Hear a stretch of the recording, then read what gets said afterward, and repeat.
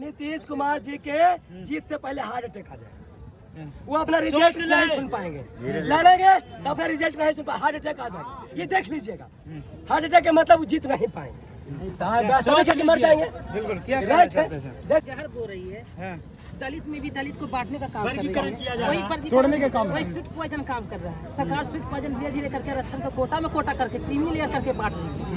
इसमें बहुत सारी जात है, नौवा है, जैसे हम लोग हैं, पसमान समाज है, धोबी समाज है, पासी समाज है, चार जाति को अलग करके बाकी और सबको दलित को अलग कर रहे हैं, क्योंकि उनको कहना है कि ये लोग विकास कर चुके हैं और बहुत सब जो है जो विकास नहीं किए, तो ये बांटने का काम है, धीरे धीरे करके आरक्षण। तो क्या लगता है अगर ये नियम को नहीं हटाया जाता तो 2025 में जो विधानसभा चुनाव बिहार में होने वाला है, इसका क्या प्रभाव? इसका प्रतिकूल प्रभाव पड़ेगा। नीतीश कुमार दलित के वोट से दम पिछुड़ जाएंगे, जिस जीत के गड्डी पर बैठे हुए ना, घूम रहे हैं, उस दम निकल जाएंगे, सरकार गिरना तय है। हाँ, हमारा दलित बहुत है, नीतीश कुमार इसलिए ऐसे भी वो पलटू राम है। हम लोग माननीय सर्वोच्च न्यायालय का जो जस्टिस आया है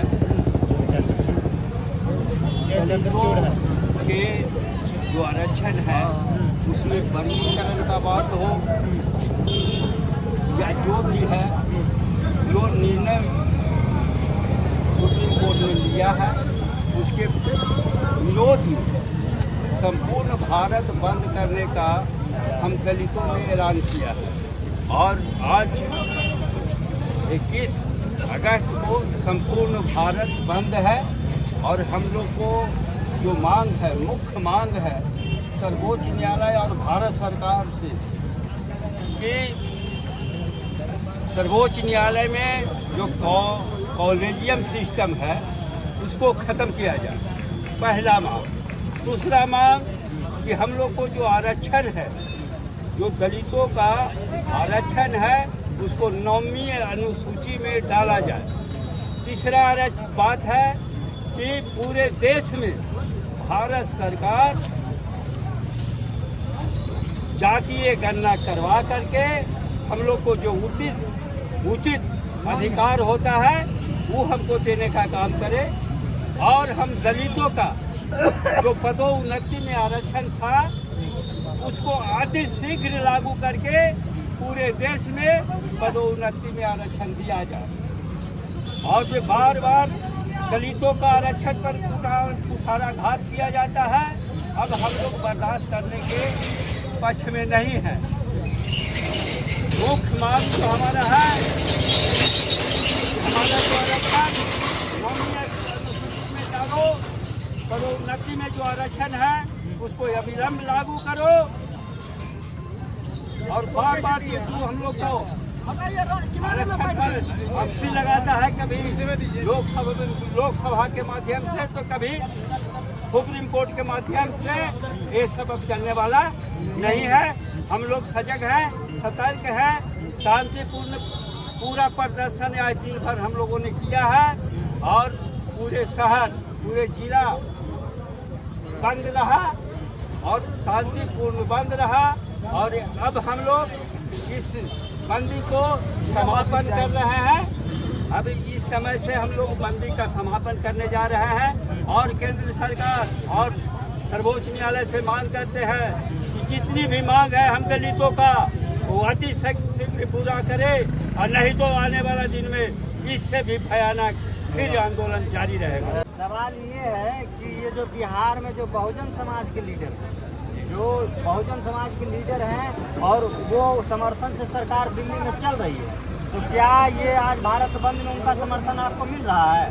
देखिए, हमने अपने मांग में भी रखा है कि जो दलित के एमपी बन करके आरक्षित सीट से गए हैं वो अगर हमारा इस आंदोलन का सहयोग नहीं करते हैं तो वो इस्तीफा दें। वो भी जाएगा।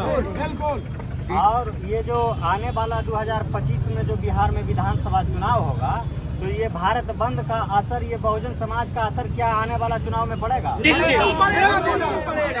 निश्चित हमारी मांगे अगर नहीं मांगे गई तो केंद्र सरकार को भी समझना पड़ेगा और सर्वोच्च न्यायालय को भी समझना पड़ेगा।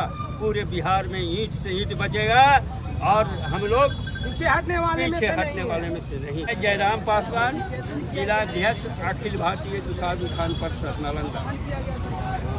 तो देख लिए ये बिहार शरीफ सदर अस्पताल चौक पर आज जो भारत बंद है, बहुजन समाज के लोग काफी संख्या में भीड़ भी है और पूरा मार्केट जो है बंद है, एकदम सन्नाटा है। और ये अपनी मांगों आरक्षण के लिए ये अपनी मांगों पर अड़े हुए हैं और आज संपूर्ण भारत को बंद कर दिया गया है।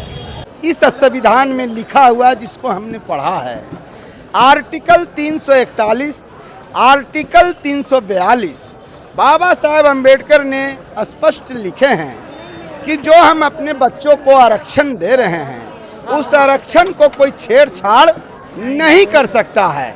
जब आरक्षण को छेड़छाड़ करने से संविधान कर मना कर रही है, बाबा साहेब का लिखा कलम मना कर रहा है, तो फिर सुप्रीम कोर्ट किस देश के संविधान को पढ़ के न्यायाधीश बने हैं और इस तरह का बयानबाजी करते हैं।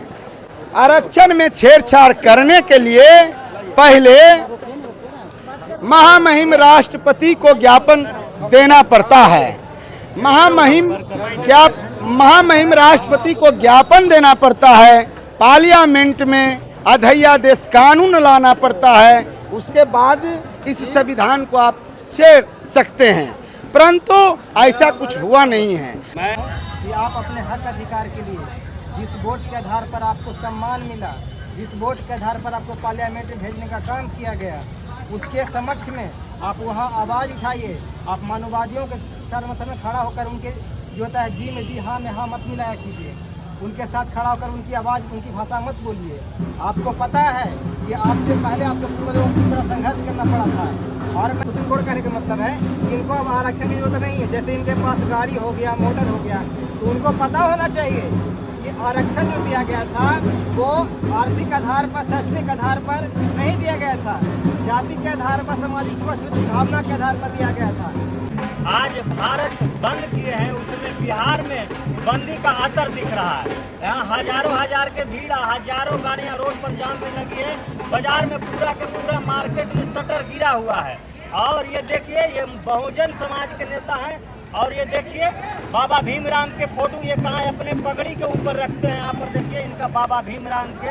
और ये जो संविधान है, जिनके संविधान से आज पूरा भारत की कानून व्यवस्था चलता है, इसको तोड़ने के लिए सुप्रीम कोर्ट के कुछ जज ने कुछ अलग तरीका से उन्होंने नियम कानून बनाया है, जिससे इन लोगों ने उस बात को समझे।